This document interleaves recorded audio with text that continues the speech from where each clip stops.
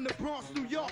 Happens, kids clapping, love to spark the place. Half the in the squad got a scar on their face. It's a cold world and this is ice. $500,000 for the charm. This is life. Got the Phantom in front of the building, Trinity, yeah. 10 years been legit, they still figure me bad. As a young.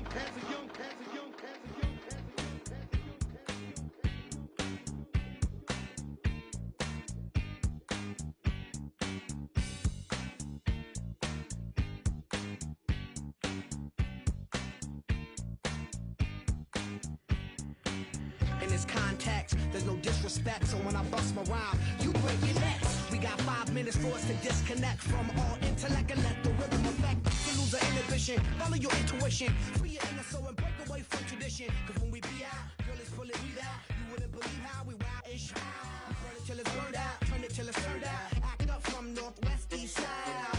Everybody, let's get into it.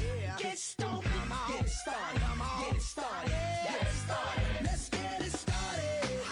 Let's get it started in here. Let's get it started. Let's get it started in here. Let's get it started. Let's get it started in here. Let's get it started. Let's get it started in here. Yeah. Lose control of body and soul. Don't move too fast, people just take it slow. Don't get ahead, just jump into it. Y'all hear about it? The P's will do it. Get started, get stupid. Don't worry about it, people will walk you through it step by step like an infant new kid. Inch by inch with a new solution. Transmit hits with no delusion. The feeling's irresistible and that's how we move it. Everybody, let's get into it. Get stupid, get it started, get it started, get it started. Let's get it started. Let's get it started in here. Let's get it started. Let's get it started in here. Let's get it started. Let's get it started in here. Let's get it started. Let's get it started in here. Yeah. Running. Come on, y'all. Let's get it.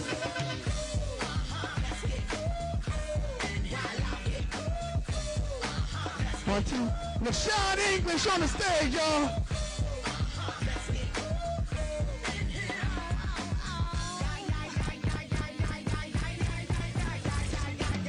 Let's get ill, that's the deal. Applicator will bring the bug drill. Just lose your mind, this is the time. Your kiss is good to bang your spine. Just bob your head like me, Apple D. Up inside your club or in your Bentley. Get messy, loud and sick. Your mind, that's no more than another head to the head. Trying to get a little VI down on the low key. She know how it be. I saw the shorty, she was checking for me. From the game, she was sitting in my ear. And she know me. Decided to cheat. Conversation got heavy. She had me feeling like she's ready to blow. Saying come get me. So I got up and followed her to the floor. She said, baby, let's go. When I told her, I said, shorty got down, come and get me. Now she told me, look at my girl, she the best of me. Next thing I knew, all up on me screaming,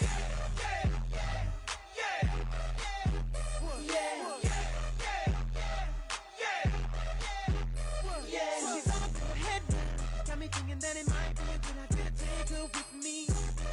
She's ready to leave. Let's go. Then I gotta keep it real now. Cause on the 1 to 10, she's certified 20. That just ain't me. Hey, cause I know, take that chance. She's ready to go to leave. But what I do, the way she dance makes shawty alright. The way she I'm like, yeah, just work that out for me. She asked for one more dance, and I'm like, yeah, how the hell am I supposed to leave?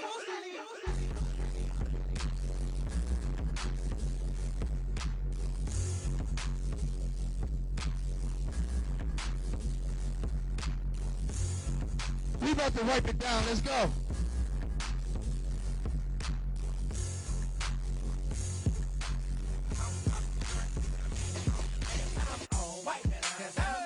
Mr. White down here, every 5 minutes, y'all.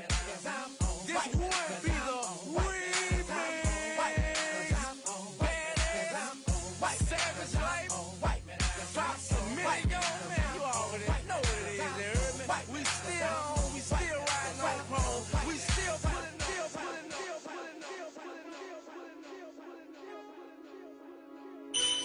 Man, I got it swag. My head matching my bag. We're gonna go left first. We're gonna go left. Everybody get shoulders and go left and right first. Everybody get their shoulders connected and go left, right. Man, I got it swag. My head matching my bag. You know I'm popping tags. Cause man, I got it swag when I serve. Now watch me something swag. I'm on here.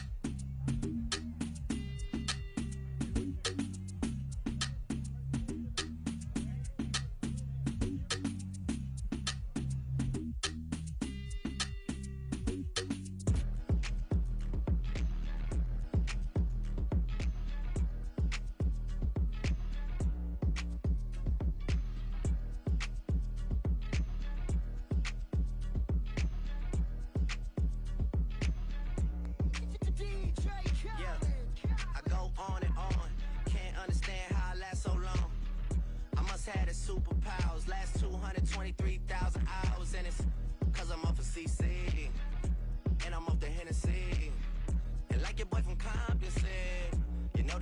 ain't free. I got girls that I should've made pay for it. Got girls that I should've made wait for it. I got girls that'll cancel a flight back home, stay another day for it. You got attitude on nana, yo, on agua, yo, stomach on flat, and yo, on what's that? And yeah, I need it all right now. Last year I had drama, girl, not right now. I would never go and chat what we talking about. You the only one I know can fit. Man, I always wonder if you ask yourself, is it just me? Is it just me? Or is this so good I shouldn't have to for free? Is it just me? Yeah, is it just me?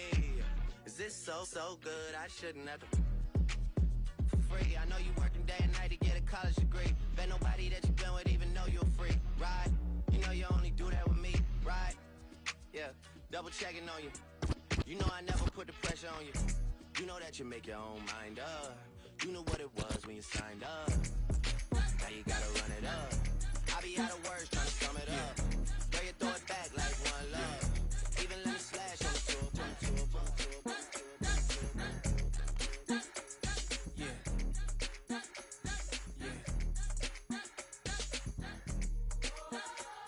Come on. Sing a song. He wants you to be happy. He wants you to be free. I want to dance with you, though. I want to give you some soul. We're going to let this free. It hadn't been for Cotton Eye Joe. I'd been married a long time ago. Where did you come from?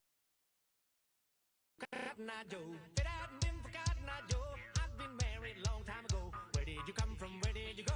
Where did you come from, Cotton Eye Joe?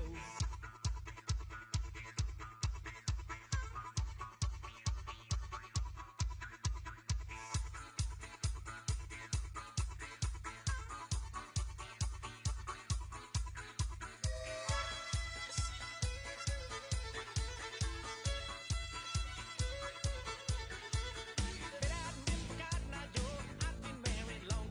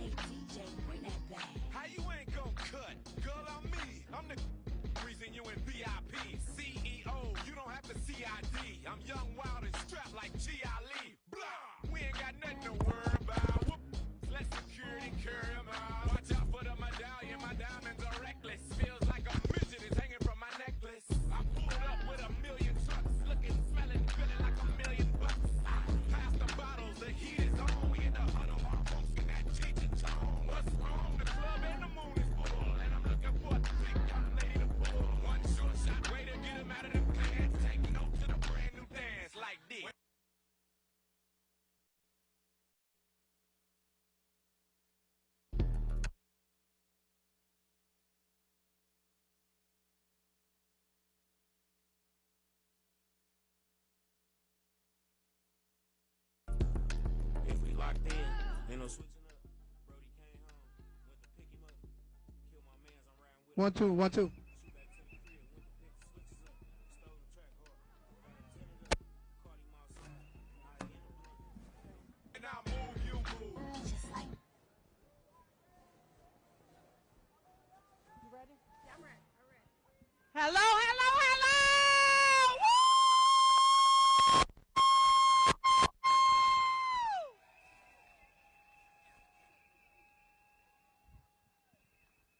My name is Laura Dickerson, and I am the director of Region 1A. Woo!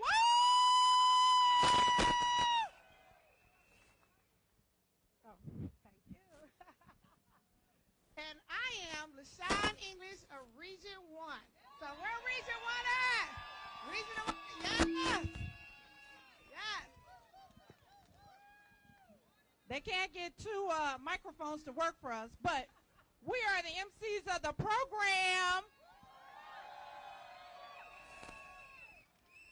I just want to say to all of you, you know last night the first historic national strike was called on the Big Three.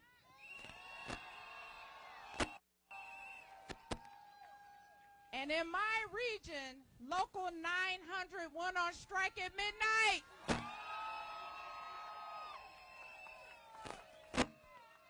That's the only Ford plant in the state, the only Ford plant in the country currently on strike.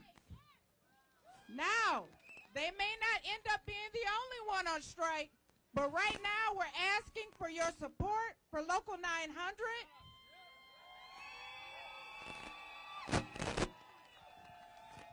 They're helping us all live the American dream. They are making sacrifices right now for what we're going to get in the future, right? A better contract, a better way of life, COLA, record preference do equal record contract. Now, I'm going to turn it over to my good sister and my sister director, LaShawn English. Hey! So I want to concur with my sister, Laura Dickerson, just said. I think that might, yeah. You got it? Oh, wow. You got it? Okay. Thank you. Thank you so much. But again, she says she's the only one got a strike. But I right now have Blue Cross of Michigan is on strike right now. Right now. And I'm telling you, everybody want what we want, but it takes them 22 years. I need everybody to hear me say this. 22 years to get to the top pay. Let that sink in. Let that sink in. Let that sink in. And we're talking about 6, 8 years, but 22 years to reach the top pay. That's ridiculous. Ridiculous. So we're all fighting for the same things. And we got to remember that we are brothers and sisters. So if you get a chance, doesn't matter if you go down to 900 or right down the street, please support the 2 picket lines, or 3, actually I have 3, that's going on right now, please.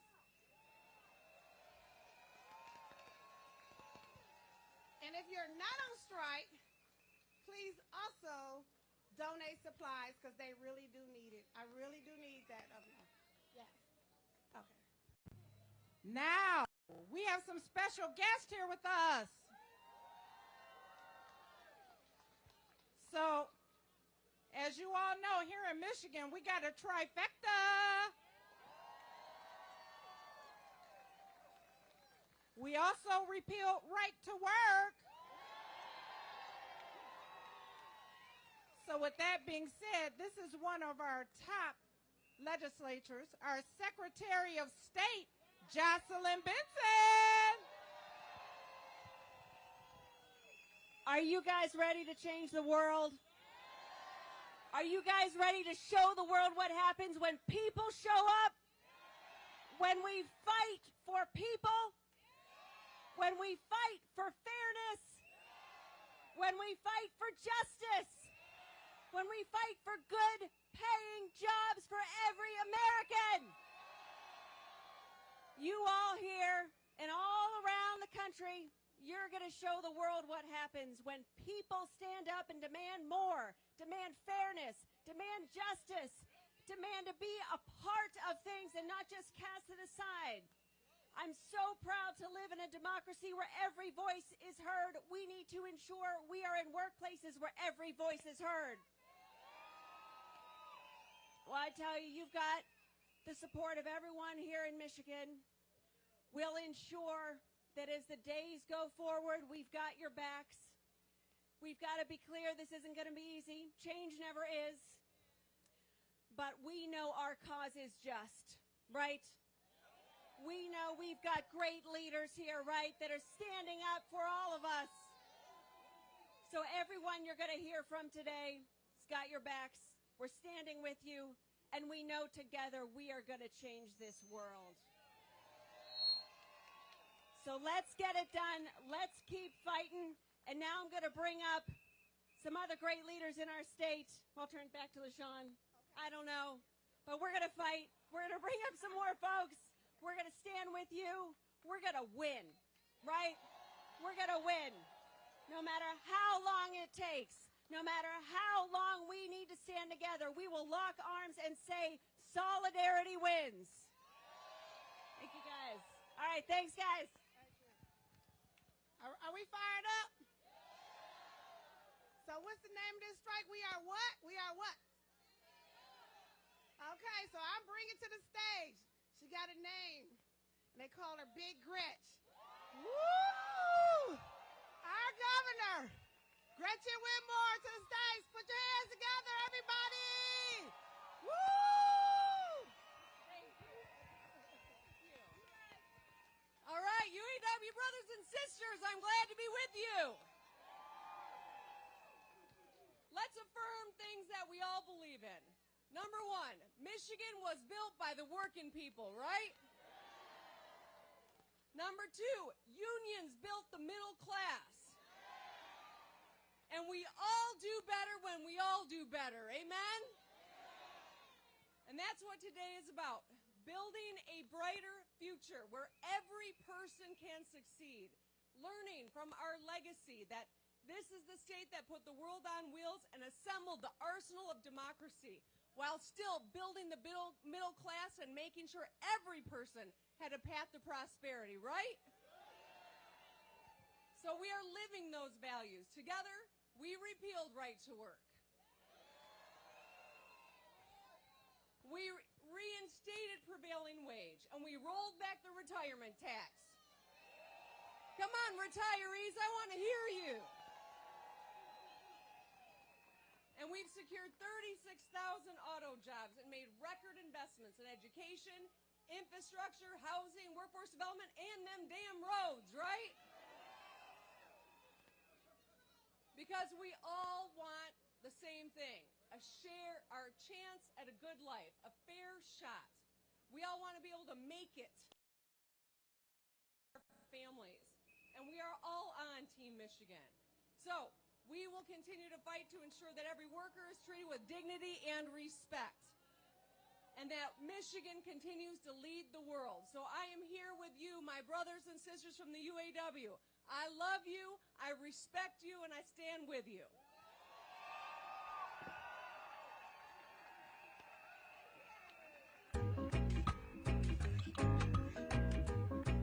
Let's give it up for our governor!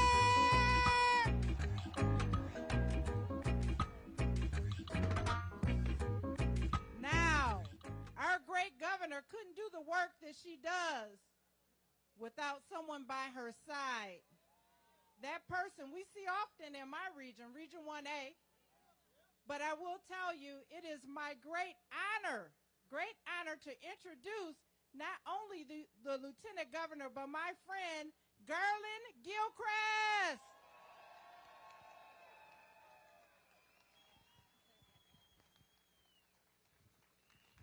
When I say union, you say strong. Union! Union! Union! Unions not only built Michigan, not only built the middle class, but delivered everything that's valuable to families in America. And what you're fighting for, all of us are fighting for. This moment right here is about solidarity and standing tall together because our futures are connected. We know that what is great for the middle class is great for Michigan. We know that what is fair in the workplace is fantastic for Michigan. We know that what is good for the UAW is good for America. And that is why y'all are fighting so hard. We know that this industry can work for every one of us, those who work at the company and those who run the companies. That is why we are standing together, and I want you to know that this administration, y'all heard from my partner, Gretchen Whitmer, we are going to do everything in our power to make sure that every person can make it in Michigan and be their best. And that means you have to be supported at home and at work. That means you have to know that the people and the manager will stand with you as well as your leaders who are elected government will stand with you. So when I say union, again, you say strong. Union. Union. Union. Stand tall for Michigan, everybody. Thank you. God bless the UAW.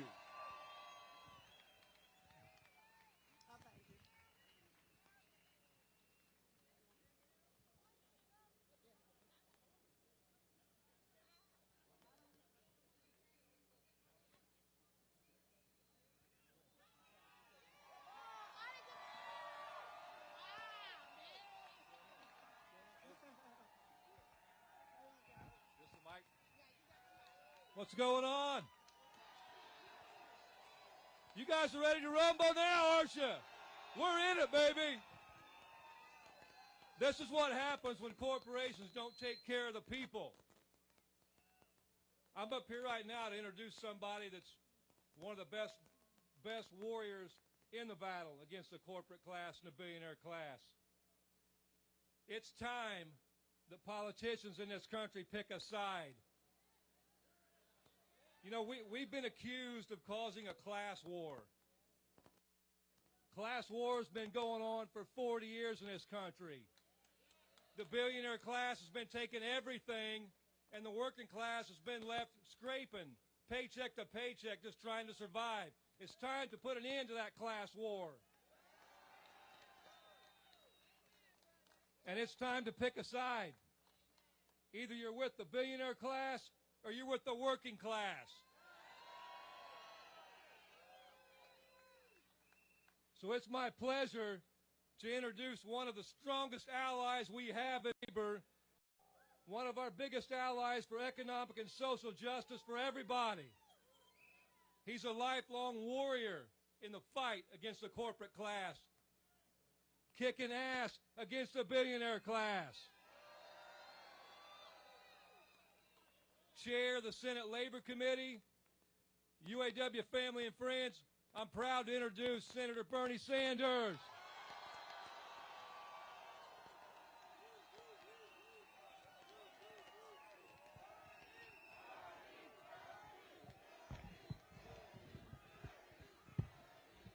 Whoa. Thank you, Shawn. Thank you, UAW. Thank you for inviting me, and it is an honor for me to be here with you today. And let me thank the UAW for standing up not only for your own members, but for the working class of this country. The fight you are waging here is not just about decent wages and working conditions and pensions in the automobile industry. It is a fight to take on corporate greed and tell the people on top this country belongs to all of us, not just a few.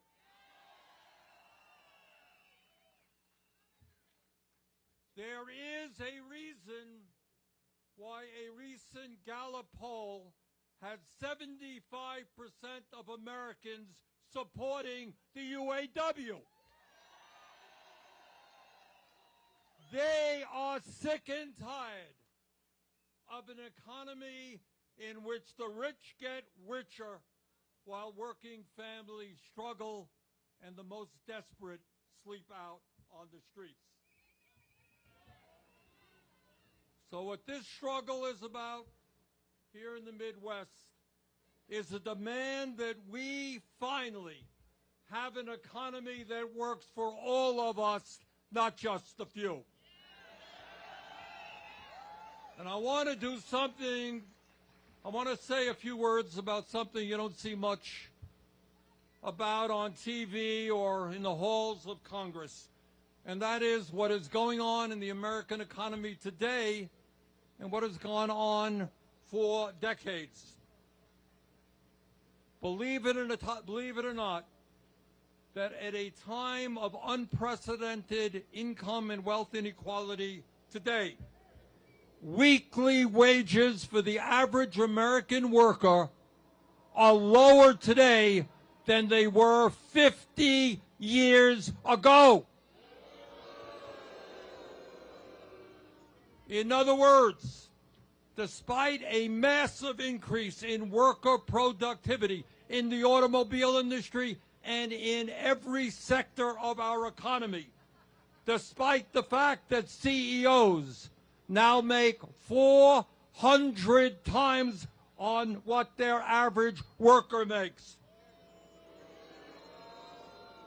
despite record-breaking corporate profits, despite corporate America spending hundreds of billions on dividends and stock paybacks, the average American worker today is worse off than he or she was 50 years ago.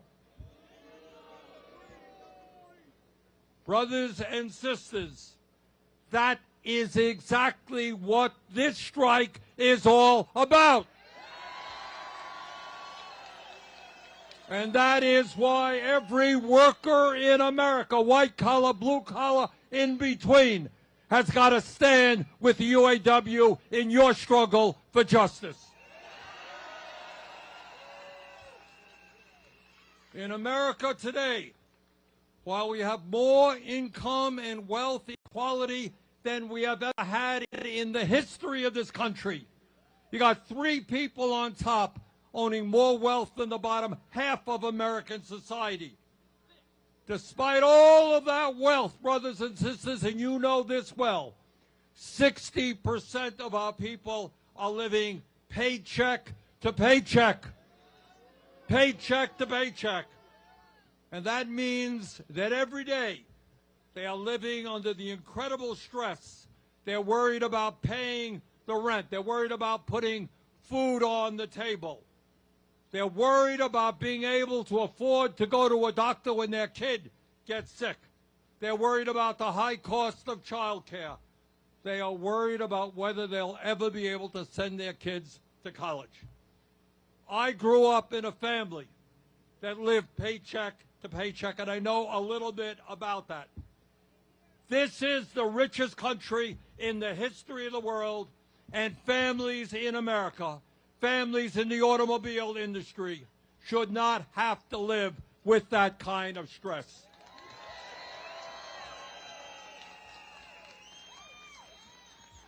And let me tell you, and Shawn has made this point over and over again, in the last 50 years there has been a massive redistribution of wealth. Problem is, it's gone in the wrong direction. Instead of going from the top down to the bottom, it's gone from the bottom up to the top. And what this strike is about, and what workers are standing up all over this country for, is we're going to reverse that trend. If the ruling class of this country wants a redistribution of wealth, we're going to give it to them. And one of the reasons I am so proud to be in Detroit today with the UAW is all of you know your own history. You know that back in 1937, 86 years ago, your grandparents stood up and helped transform this country. with incredible courage, they took on the corporate greed of their day, the power of the large corporations, and they helped pave the way, creating a middle class in America. That's what the UAW did in 1937. And here we are today in 2023, 86 years later. And once again, the UAW is helping to lead the effort to rebuild and grow the middle class of America. Thank you very much.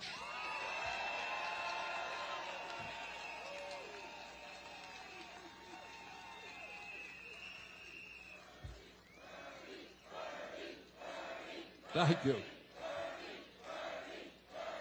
So I would like to say, just among friends, I would like to say a word to the CEOs of General Motors, Ford, and Stellantis. Understand, folks, understand, CEOs, the enormous financial sacrifices your workers have made over the years. It is time for you to end your greed. It is time for you to treat your employees with the respect and dignity they deserve. It is time to sit down and negotiate a fair contract.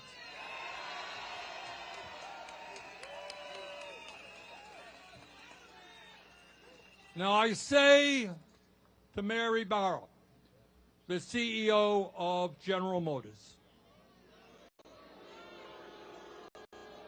last year you made over $29 million. Since you became CEO 8 years ago, you have made over $200 million in total compensation. And I say to Ms. Barrow, do you have any clue what it's like for one of your workers to try to survive on $17 an hour, which is the average starting wage of an automobile worker, $17 an hour? Do you know, Ms. Barrow, what it's like to try to raise a family, put food on the table, and pay rent when you're making $20 an hour? And I say to Carlos Tavares, the CEO of Stellantis,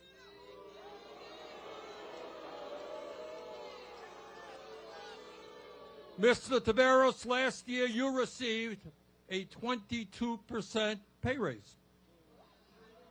And now you make over $25 million in total compensation. Do you know, Mr. Tavares, what it is like to be classified as a temp? And despite working year after year, you remain a temp, receiving wages and benefits significantly lower than your brothers and sisters doing the same exact work. Mr. Tavares, do you have any clue what that is about? And I say to Jim Farley, the CEO of Ford, Mr. Farley, last year you made nearly $21 million in total compensation. And my guess is that when you retire from your job, you're going to have a great pension, golden handshake, and all kinds of benefits.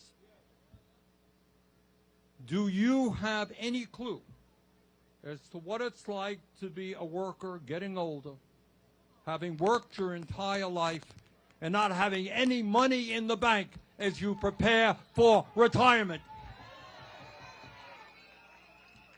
And let us all be very clear. I know sometimes the media has, to say the least, not been as clear as it might be on this. And let's be clear that what the UAW is fighting for is not radical.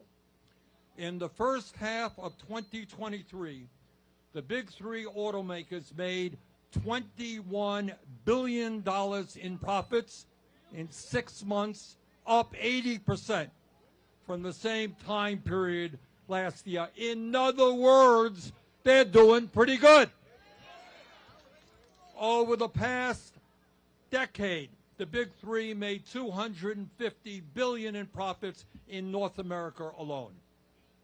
Last year, these companies spent $9 billion not to improve the lives of their workers, but to pay for stock buybacks and dividends to make their wealthy stockholders even richer.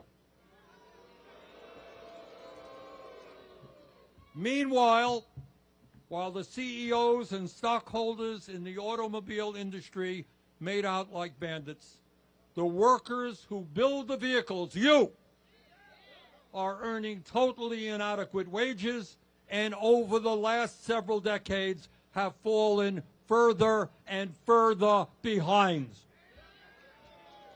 All of you know that there was once a time when a union job in the automobile industry was the gold standard for the working class in America. Well, we are determined to bring those days back again.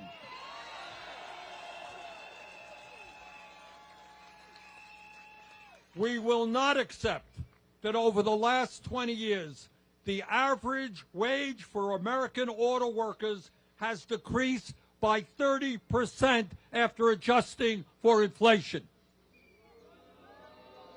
Do you want to know why you're out on strike right now? That's the reason. Now, I read a lot in the media about how a strike is going to be bad for the economy. Well, let me tell you something about the economy. When you have auto workers who cannot afford to buy the cars they make, that is bad for the economy. When you have auto workers who can't afford to take out a mortgage to buy a modest home, that is bad for the economy. When you have auto workers who can't afford child care or to save up to send their kids to college, that is bad for the economy. When you have auto workers who can't afford prescription drugs, can't afford health care, that is bad for the economy. It is totally reasonable for auto workers to finally receive a fair share of the record-breaking profits that their labor has produced.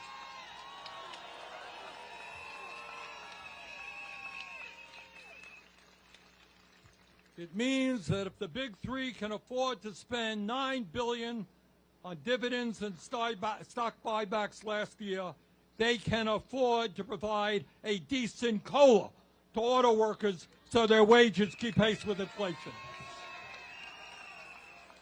It means that the time is long overdue to end the disastrous two-tier system.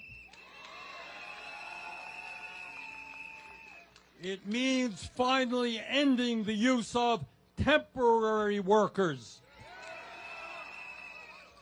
And very importantly, it means that every auto worker receives a decent pension plan so they can retire with dignity. It means that workers should have the right to strike when an auto company announces that they will be shutting down another profitable plant in the United States. And by the way, over the years, they've shut down 65 of those plants. But that's not all.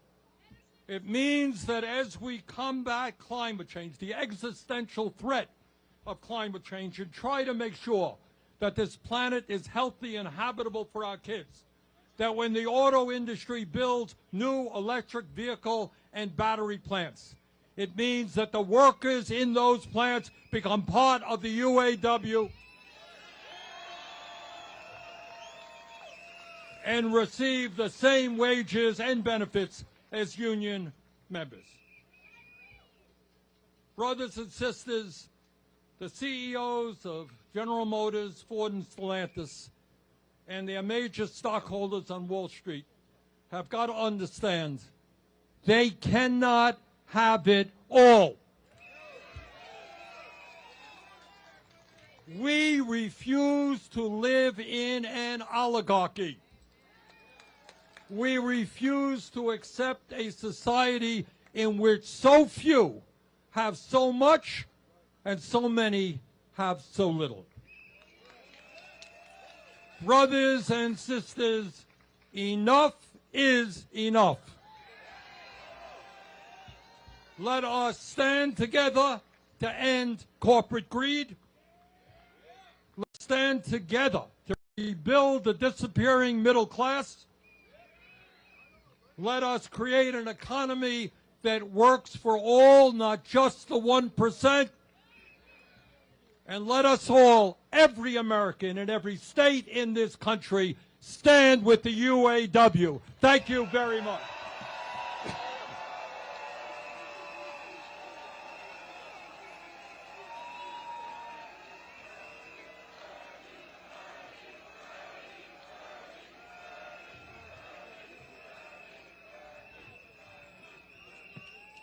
Let's give it up to Bernie DJs. Sanders.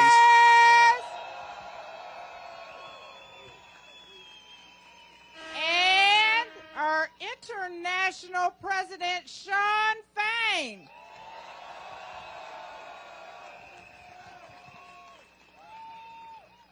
Now next, we're going to introduce some people that are putting in the hard work, the late nights, taking your demands to the table, and that is the National Negotiating Committees and the vice presidents that lead those committees. Now I'm going to turn it over to my good sister, my sister in solidarity, LaShawn English.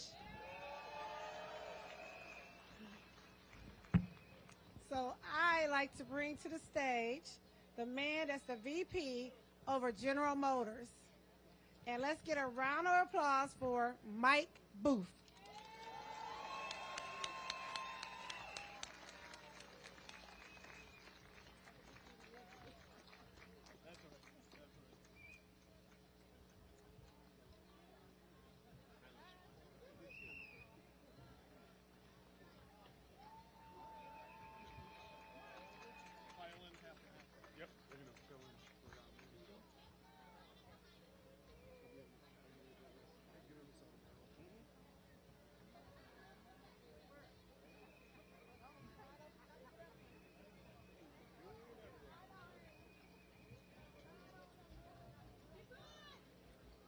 When I say, who are we, you respond, UAW. Who are we? UAW. What are we? UAW. One more time. UAW. It's an absolute honor to be here with each and every one of you. In the past 33 years, this has been like family. We share our likes, our dislikes. We express our differences. We have arguments and agreements. Just like our real brothers and sisters do. At the end of the day, we always have each other's backs. So I want to read to you an email I just received this morning. This is actually very heartfelt that this young man took the time to send out. So there was an email that I received this morning by a young man that it was a lot of passion for him to take his time to send this out. I work for GM Subsystems. This upcoming Saturday will be my 8th straight Saturday and 10th since summer shutdown. We're used and abused, taken advantage of, and I personally am exhausted. With over 2,000 hours already this year, I am tired, and so is my team. We hope you hear our voices now. We are tired. We want to see our families. We want to be treated like people. Do what's right, not what's easy.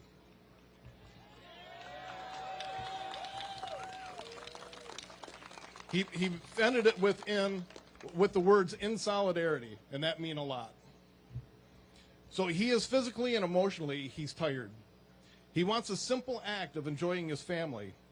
His ask is not him being greedy or lazy or selfish. This brother is craving for something as simple as respect. Last night was the opening salvo taken by the UAW to wake up not only GM, Ford, and Stellantis, but all of corporate America. The middle class of America are feeling exhausted, frustrated, and held down. It's our time to stand up.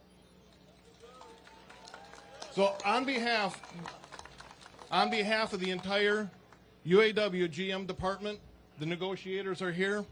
We're honored to be here with you. Thank you, each and every one of you.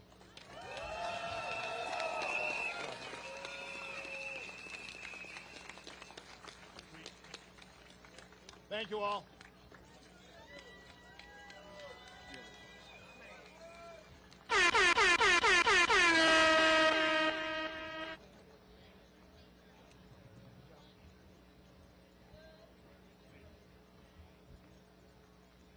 Okay, let's hear for the Mike. You gotta get a hand clap for Mike. Woo, Mike, move. Now coming to the stage, this little short guy here. No, this he's over Stellantis, I have to say, and his name is Rich Boyer. He is over the Stellantis plant. So, hey, come on up, Rich. Hey, we're going to start by, first thing I want to do is thank all of you, because I'm going to tell you something. The only strength we have is you. You're the strength of this whole thing. We have finally come together and tell everybody we belong, we deserve. This is my National Bargaining Committee, strong people, real good people. You know, we sat down the other day and we went around the room and talked about our experiences in bargaining. And the reason why I did that is because I wanted everybody to understand we all matter to each other, right? So now I want to say a couple things. I normally don't do this, but I want to quote one thing that I read from Dr. Martin Luther King today. He said, a strike is not about being greedy or selfish. It's about dignity and respect, right? Now I'm going to get into it. Now, we've been listening to these SOBs talk about how greedy they are and these big old great contracts they're offering.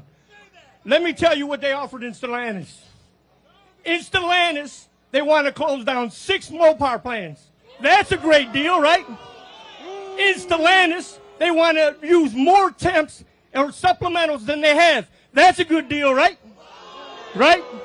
And by the way, hey, they're going to let you be forced a couple more Saturdays every year because you like being in there, right? So let me tell you, them guys are greedy, crooks, and they're all full of shit. Every one of them. Every one of them. And I tell you, and I want the world to hear this. The world. This is about the working class. This is about the have and have-nots. And we're tired of not having anything. We're tired. We've had nothing for too long. And I tell you, you better understand, if we got to come to the streets, if we got to go to your house, my family ain't starving, nor is yours. We are not starving. We want what is owed. It's time to get what is owed. And the only way to get it is through solidarity. I'm going to go one step further. Now they're going to start the game playing. You know, we give you this, and you can cross the line and make a little more money there. And by the way, them guys don't want to do nothing for you. Them are the games. Them are the games. Don't fall for it. It's all, you said it. You said it. It's all bullshit. Bullshit. Bullshit. Bullshit. Let me say this. Jim Farley.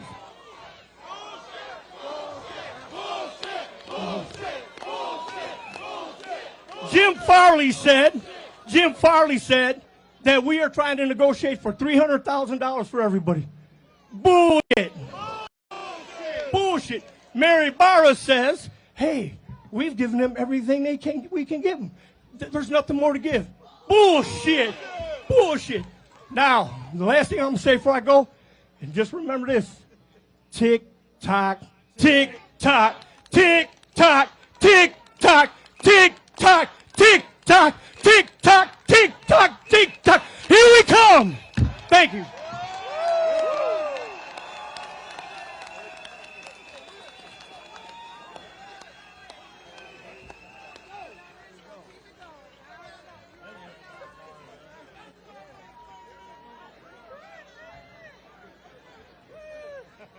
I would leave it off, but it's thick. But no, I'm not. I'm gonna give it to you. I'm gonna introduce it to you like you did. I'm gonna introduce you so you can introduce yourself. Yeah. You got to follow, son. You got to holler bullshit right off the bat. The little guy. Yeah. Woo! So let's hear it for Rich. Come on. Woo! Call it what it is. What did Rich say? That's right. That's right.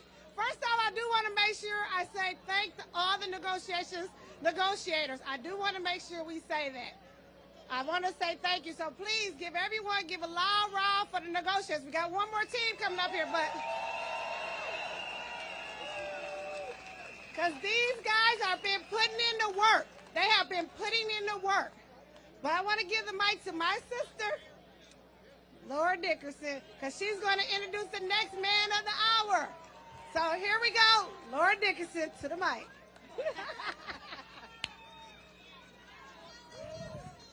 Well, let me say this.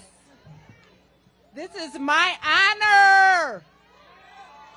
This next team and this next vice president needs no introduction. I told you earlier I have the only Ford plant in the country on strike. And this man, who, by the way, was my boss at one point in time. He didn't know what he was doing, but I think he did something right. But I love him. I know the negotiators love him. And I know all of the members at Ford Motor Company love him. Vice President Chuck Browning and the National Negotiating Team. Let them hear you. Let them hear you in Dearborn. While they're sitting on their asses, let them hear them in Dearborn.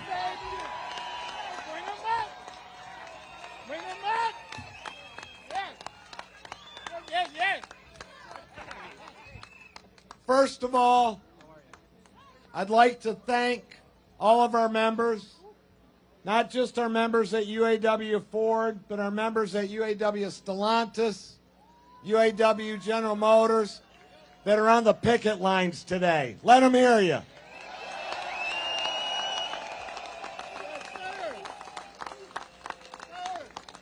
And I want to thank all of our 150,000 membership strong that are out there fighting for respect and a decent standard of living and the right to retire with dignity and to have fair work rules. Let them hear you here in Detroit.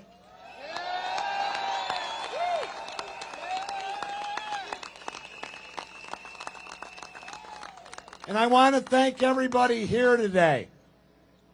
This is a historic moment in the UAW. We all remember the sit-down strike and the challenges to organize in the early days of our union. And we stand here today, decades later, fighting for our future, for the future membership, and for our current members to get the dignity and respect and fair hand that we deserve.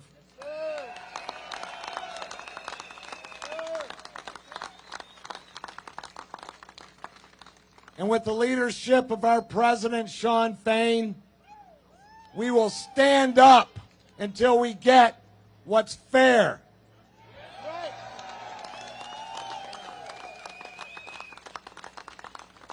Behind me is the UAW Ford bargaining team.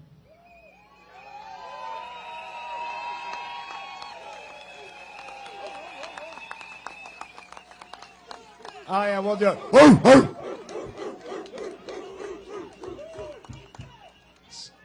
So we bark. Every morning we bark. Every night we bark. But I got to tell you, they've been working day and night. They've been relentless. We have made some great progress over at Ford, but not the progress that we need to properly take care of the members. We've made good progress, but we have far to go. This team, I can't tell you how proud I am of them.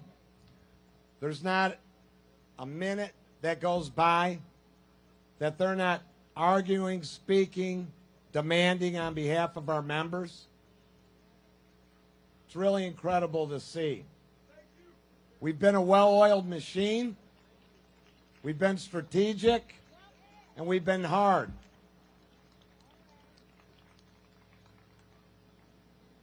You have some fans over there, some late applause.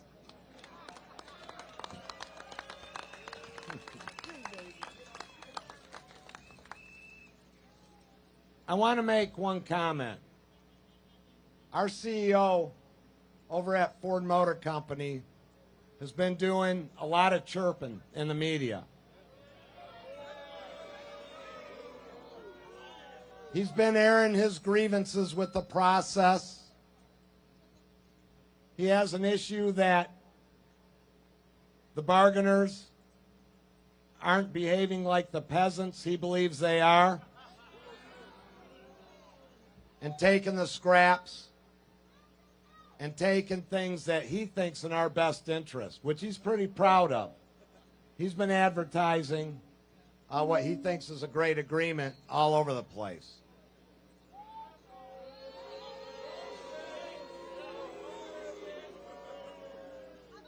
And I want to send this message. You can chirp, you can complain, you can think that you are being treated with an unfair hand, but that does not take away your responsibility to sit down at the bargaining table and hear our members' demands and figure out a way to creatively meet those demands.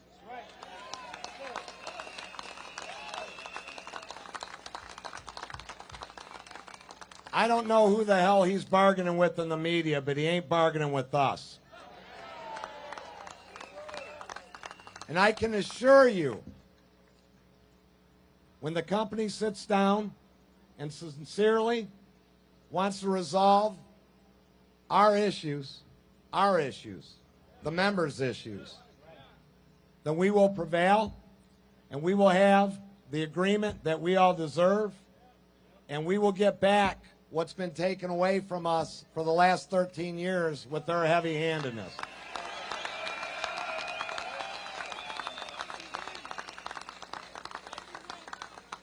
We move forward, untiring. We will not yield. We have not taken one damn concession through this negotiations, not one. And we will stand up, because this is our time to stand up. I can be very long-winded, as you know. But I'm not going to be long-winded today. The committee's been working hard. I know you have all been supporting us. It means so much. It's so inspiring to us. I feel fresh as a daisy because of all of your energy that you're sharing with me. But every morning we meet, and every evening now we meet to end the day. And we meet and we go through the course of what we expect to take place during the day. And we always end the meeting by saying, what are we going to get? We're going to get our shit. So I want you all all of you to be our extended bargaining committee. And I'm going to end my remarks with this. What are we going to get? Get our shit. Get our shit. Get our shit. Get our shit. Thank you very much. I love you.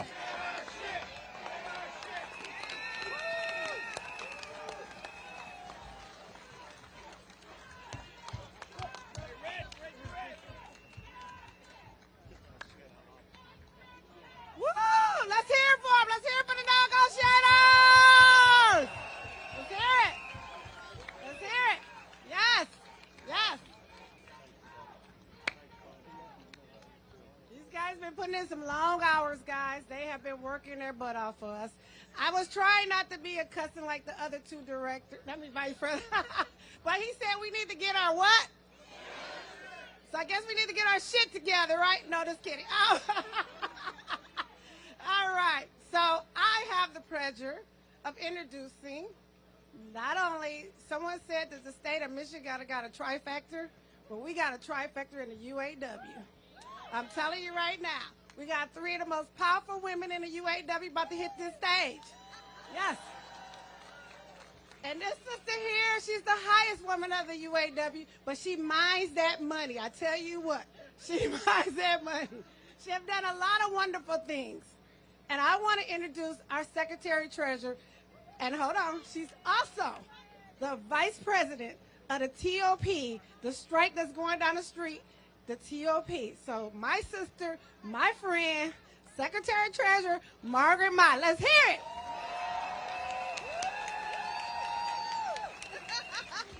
All right, all right. Hello, hello, hello. Good afternoon, sisters and brothers. Look, no matter where you work, today we are united in a common cause. That's right, yes. Not just striking auto workers in the big three plants. They're not the only ones out here, but solidarity across all sectors of this union. Like our brothers and sisters on strike at local Union 997 in Newton, Iowa. Local 2326 in Edison, New Jersey. That's you? All right. Here we go, right over here. We are proud to support our Blue Cross Blue Shield members who are on strike this week. Now, I want you to hear me when I say this. Be very, very quiet, because you may think that you heard wrong, but just pay attention. It takes 22 years to make top pay at Blue Cross Blue Shield. Bullshit.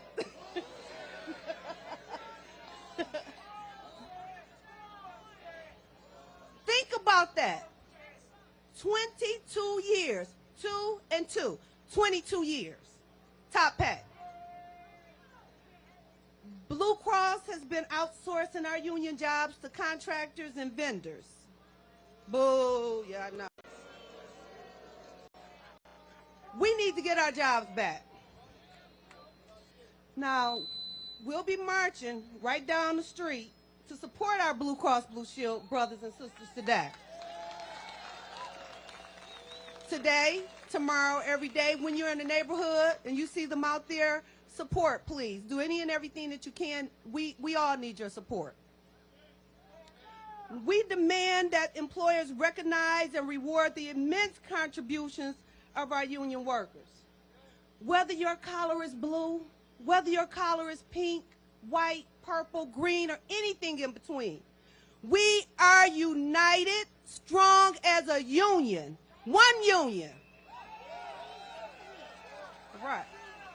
One union. Now let me say, it has been an honor and a duty to oversee our strike fund.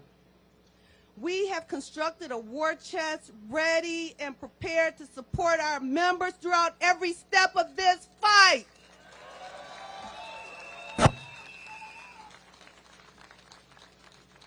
Entrenched corporate greed harms all of us.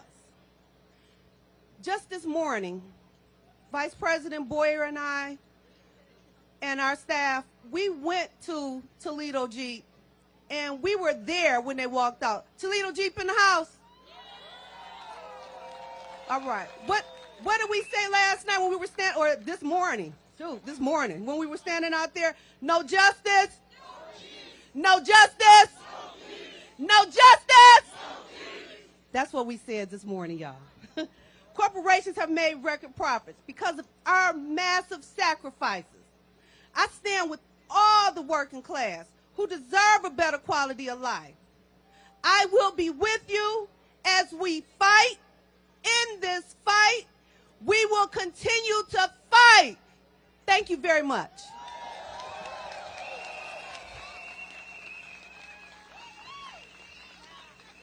All right, let's give it up for our Secretary Treasurer and Director of the TOP Department, Margaret Mott. Can we all just give TOP some love? TOP! TOP! TOP! TOP! Sometimes they feel forgotten.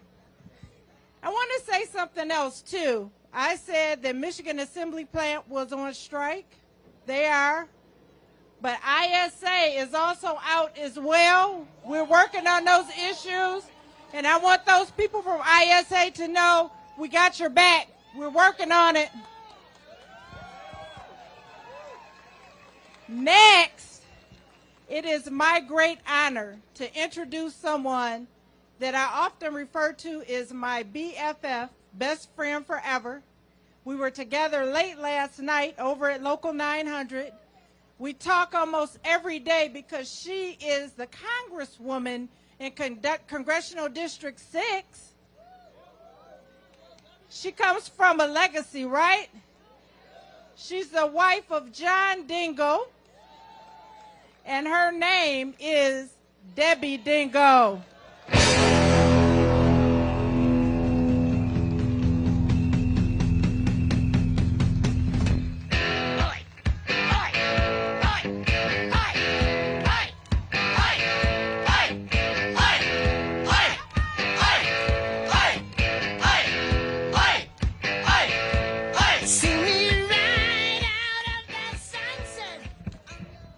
We gotta have energy.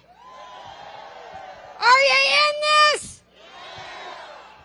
And we gotta just support each other and, you know what, dance with each other, laugh with each other, and remember what you're fighting for. I love you. You all know that.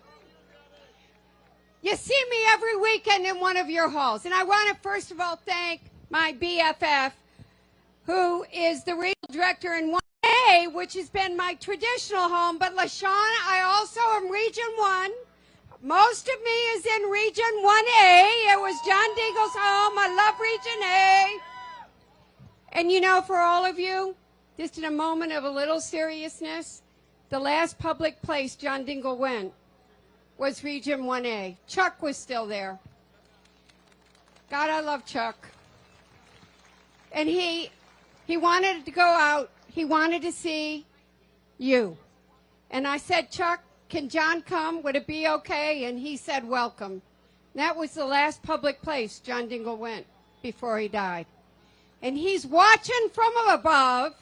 He's not from down there, according to that, you know, that asshole.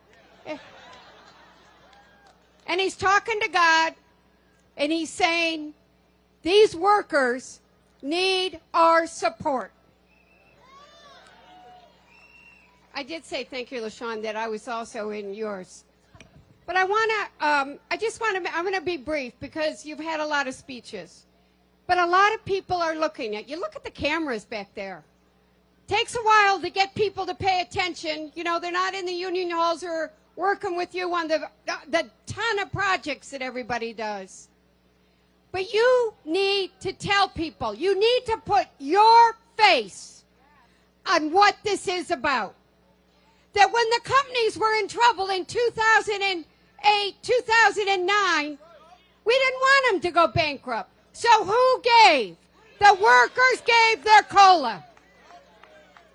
You haven't had COLA since 2008 or 2009, and your real wages are less than what you were making in 2008 or 2009. Tell it. Tell them you have less buying power than you did then. Tell them about the tiers. People do not understand tiers.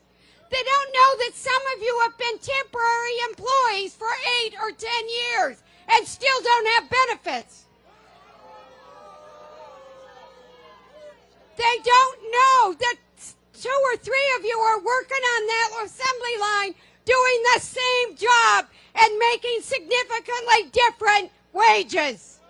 Tell them. And you want job security. And lastly, I want to say this. I'll be damned if we'll cease our leadership, our innovation and technology to any other country in the world. We are the best workers in the world. And as we transition to whatever the next vehicle of future is, from the internal combustion engine to the electric vehicle, the workers must be part of that transition.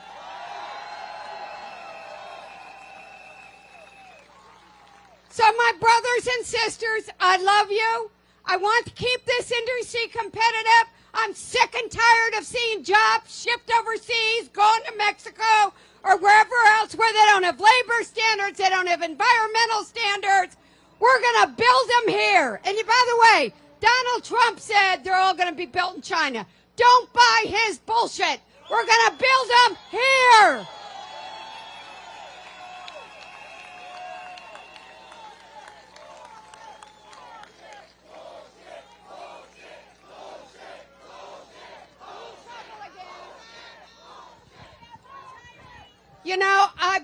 I have Rashida's like, I always blame my bad language on Rashida.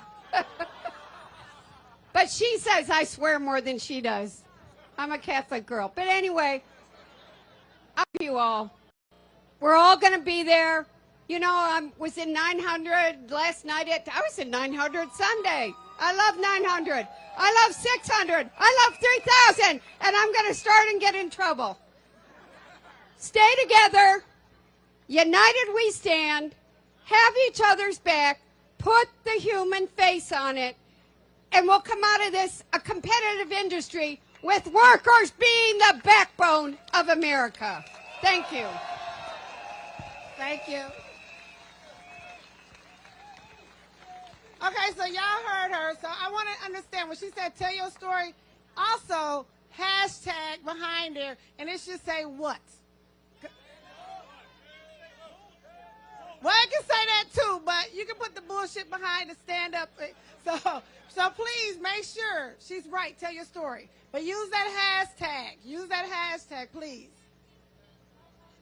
Oh, wait, I love it. We just got a new hashtag. But I don't, hey, we don't want to go there. We want to keep it clean. We want to keep it safe. Stand up.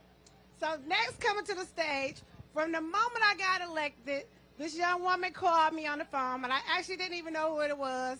But I tell you what, the moment we got on the phone, we started talking about working people. I mean, the moment we're talking, and I'm being honest, we're talking about women. So I don't know, no one's talking about this subject enough. But again, Shawn put some things on the proposal about when we have babies. Women in the crowd, do you get tired of going back to work in 6 weeks? I don't hear any raise. What's up? 6 weeks is not enough, right? You don't want to leave your baby when you after 6 weeks, right? Daycare is hard, right? Okay, but we also put in a proposal for you men too, so you guys get to stay home with those babies. Okay? So those are some of the things that we're writing for. But this young lady that's come to the stage, we've been corresponding about that. I'm a little too old to be having babies, but I remember what it was like. And I tell you what, it was very hard to leave my son when he first was born. So I do appreciate that Shawn did put this on the proposal, and she's going to help us. So U.S. Rep. Haley Stevens. So please get your hands up. Woo!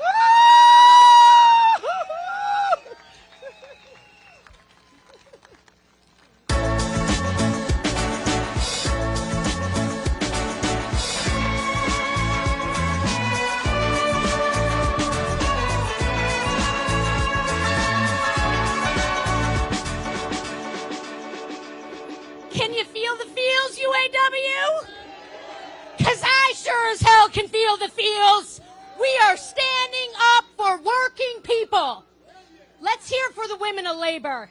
Let's hear it. Let's hear it from my director, LaShawn English. I took the bus here. From Region 1. It was a good bus ride. We were honking the whole way. And Laura Dickerson, she might be running Region 1A, but she lives in my district.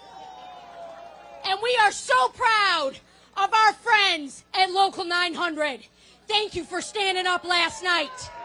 The world was watching. UAW, I got a message for you.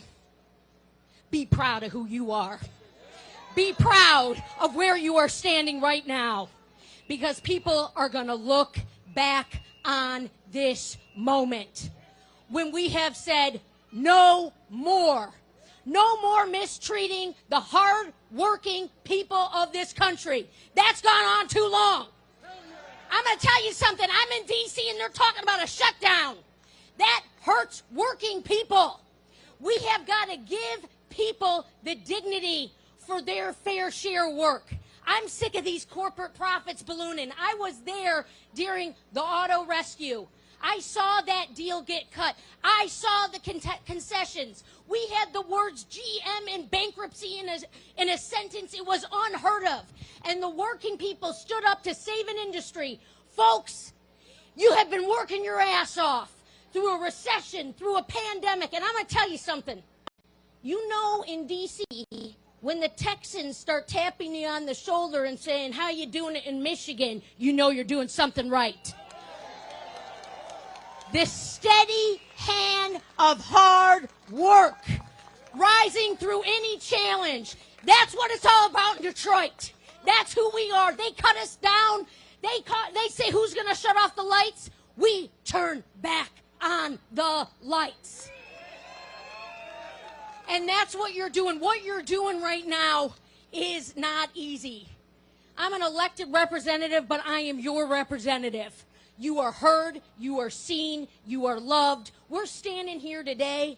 It's not just about today. It's about the tomorrow and every tomorrow after that. So from this stage and this moment and this great leadership that we see coming out of every single one of you, back to the halls of Washington, D.C. That's where we're going. I'm proud of you, my friends. I love you. I'm here to tell your story, and I'm here to see us to the other side of this. I can't wait to celebrate when that contract gets signed. Because it's going to be a contract of beauty. It's going to be a contract about the wages. It's going to be a contract about your justice and equity. We're together. I love you. We'll see you on the other side. Thank you. All right. She came up before I could introduce her. She said it's her song. So another one of our Congress people, but let me say this. We've talked a lot about Local 900 because they're on strike. But Debbie, I call her Debbie, she's my BFF, and Rashida, who is my mama bear, we were down at Trenton Engine. Shout out to Trenton Engine. We had a great rally there to bring attention to the fact that they need product. That's what today is about, making sure we get jobs for the future, and we can't do that alone. So I want to take time, and before, there's a lady over here who keeps shouting out retirees, so let's show our retirees some love.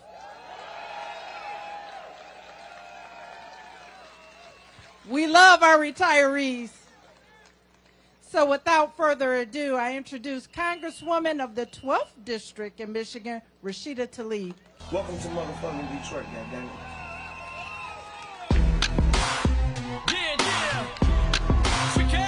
This is where we birth movements, folks. Welcome to the most beautiful, blackest city in the country, the city of Detroit.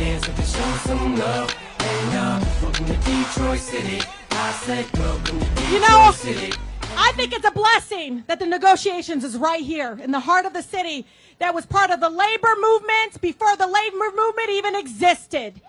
It was where we fought to make sure we could have unions in the workplace. This is where every corner is a reminder of us fighting for civil rights. And I want to say this to you. Every single transformative thing that we've ever been able to do in our country is when the streets demand it. When you all uprise and make sure that you are respected and valued.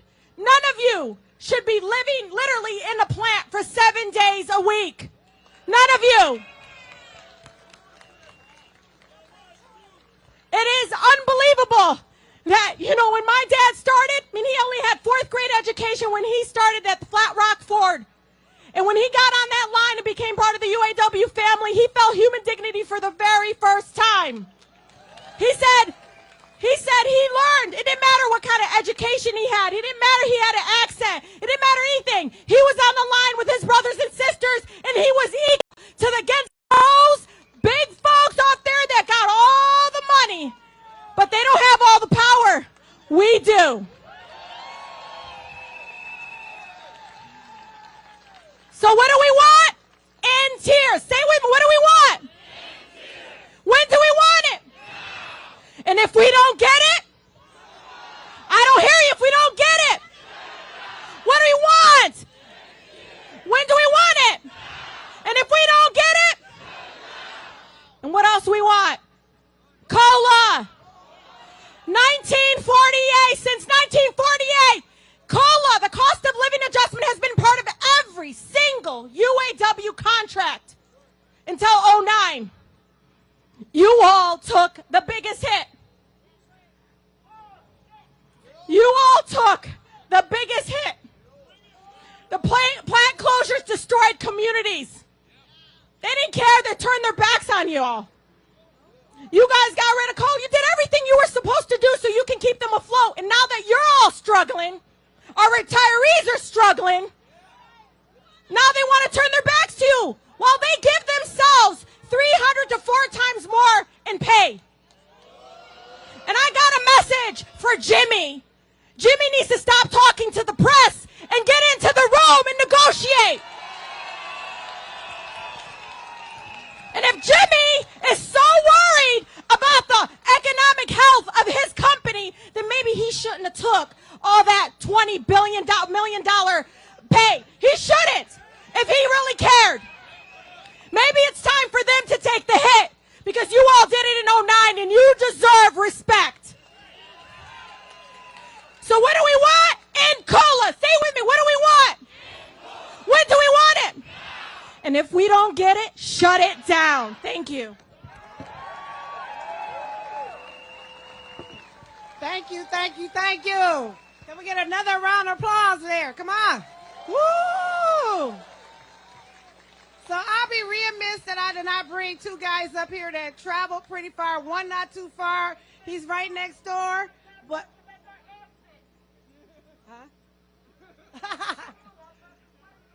oh, okay. I don't know what that's all going on here. But I'd like to bring to the stage. You know them? Oh, just 2 people. Dawn. 3. No, 2 right now. 2. Oh, 2 people I want to recognize. Dave Green, Region 2B. I know we got 2B in the house. Woo! I'm not to know if y'all aware, we did have a busload of members that came up here all the way up to Michigan to support this. And here's the guy for the hour, Brandon Campbell. Woo! Region 4. So they're going to give us a quick second of words of encouragement before the Master Act come in. So we're going to start with Brandon, or whichever way. Go ahead, buddy. Hey, you've been standing out here long enough. It's time to hit the streets, brothers and sisters. We've been crying long enough. So what do you say? No more tears. No more tears. No more tears. No more tears. Brothers and sisters, you hold the line. That's your job. One day longer, one day stronger. One day longer, one day stronger. One day longer, one day stronger. All right, stay solid, brothers and sisters. Thank you, brother. So last night we walked out 6,000 people from Stellantis. Region 2B. No justice, no Jeeps. No justice, no Jeeps. No justice, no Jeeps. No justice, no Jeeps. That's right. Hey, and I've been doing this for a minute. And for a long time, they used to come to me and tell me, I said, what is this contract? We got to fight to live another day. Have you ever heard that? Fight to live another day? Today is our day, people. Today is the day. God bless y'all.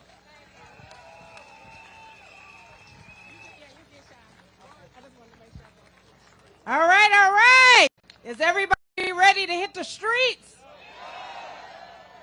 Well, not before we hear from someone special. Somebody who did something historic. Somebody who took the big three out one by one. Somebody who's bargaining for the middle class, who's bargaining to end tears, who's bargaining for a strong contract, who's bargaining to end COLA. Our international president, Shawn Fain. Take a stand, take a stand. Everybody, come take my hand, come take my hand. We'll walk this road together through the storm, whatever weather, cold or warm. Letting you know that you're not alone. Holla if you feel like you've been. I'm not afraid to take a stand, take a stand. Everybody, come take my hand, come take my hand. We'll walk this, All right. You can try to read the lyrics off of this paper before I lay them. Sorry. But you won't take the sting out these words before I say them. That's right.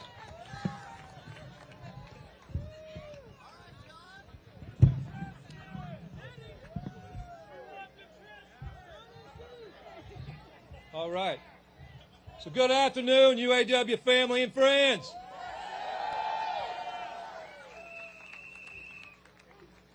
And hello again to the big three. Can you hear us now?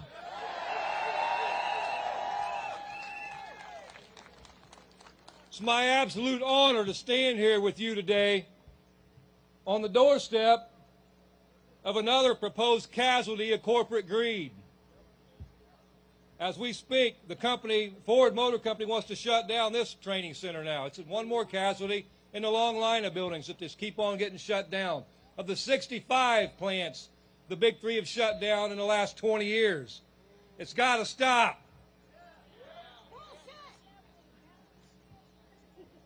Looking out at this sea of red shirts today, I see power. Power of united class. Right now, at Ford's Michigan Assembly Plant. Right now, at Stellantis' Toledo Assembly Plant. And right now, at GM's Wentzville Assembly Plant. Around 13,000 of our members are on strike. And depending on what happens as we continue bargaining, more may be joining them really soon.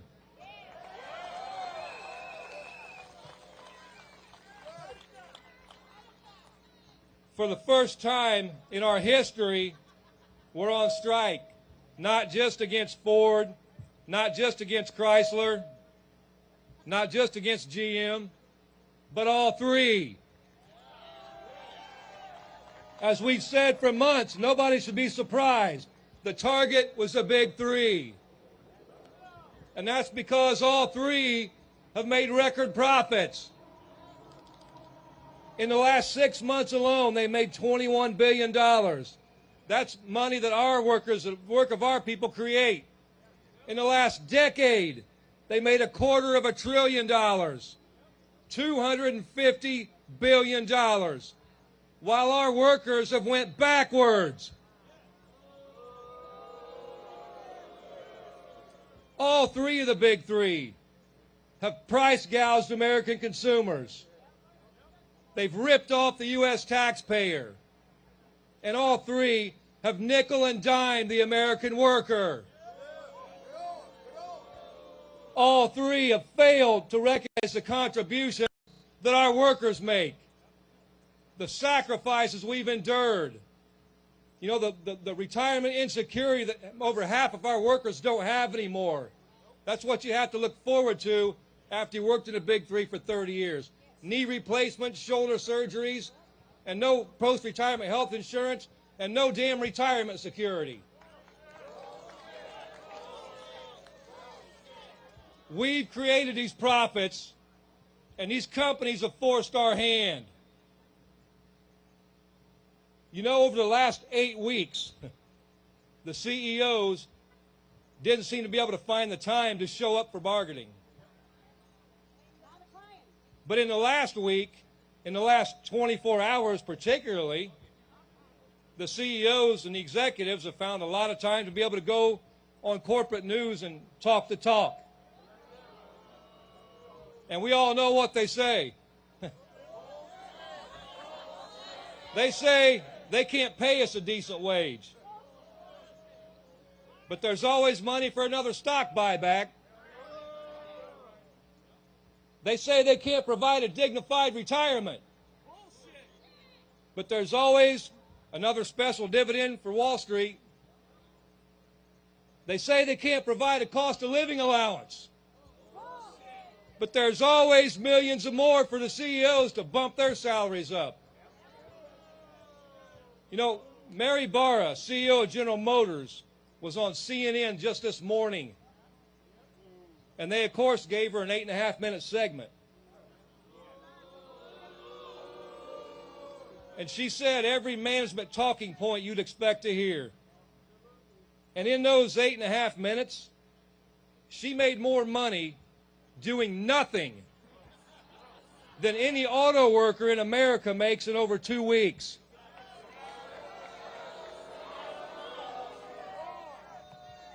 The day before that, Jim Farley, CEO of Ford, was on CNBC, sitting right over here. He said if they give us economic justice, it would bankrupt the company. He talked about how we can't pay auto workers too much because then public school teachers and firefighters would get left behind. I don't know where the hell he's been living, but public school teachers and firefighters, everybody's been left behind. Even paying us the shit that they pay us. That man made $21 million last year.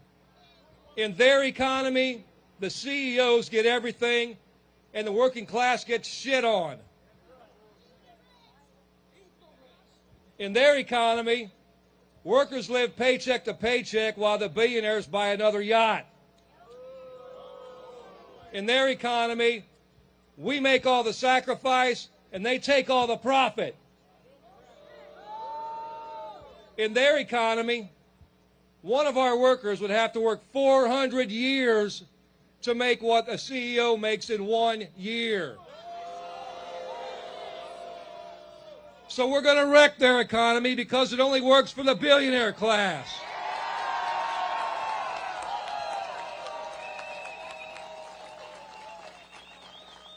You know, it's sad. We look what we've been through in the last 15 years. The banks get bailed out, and we get our homes foreclosed on. The Big Three get billions of our tax dollars to fund an EV transition. They got billions of dollars to get bailed out, while the workers got left behind. They want to use scare tactics now, saying we're going to wreck the economy. All the pundits are saying that now. All the media talking heads. It's going to wreck the economy if we get economic and social justice. We're not going to wreck the economy. We're going to wreck their economy.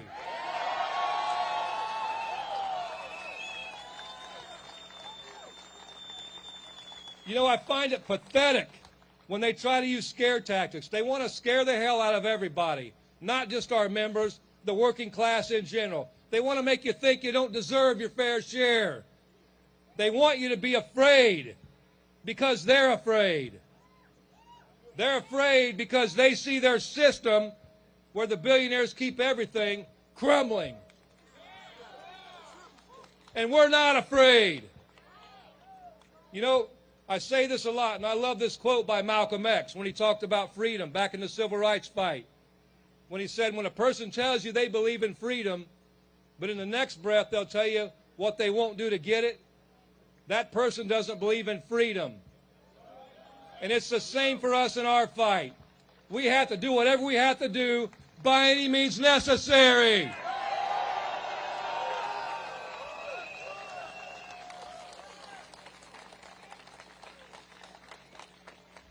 We have nothing to fear. The only limit we have is the limit we put on ourselves. We've got to stop it. No limits. Look around. You know who's scared? The corporate media is scared. The billionaire class is scared. And the big three is scared. I look around here, I see power.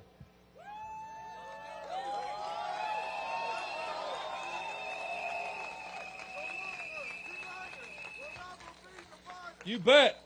I see faith. And I see a working class that is fed up and fired up.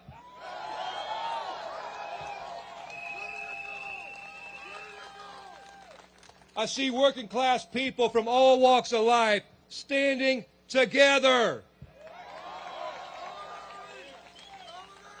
UAW friends and family, there's only one thing left to do.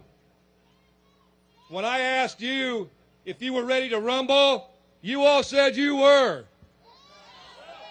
You all know what we need to do, and now the whole world knows what we need to do. When they tell us to sit down, we stand up.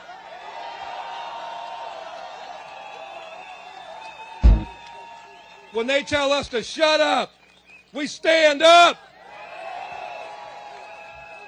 And when they tell us to give up, we stand up. Stand up.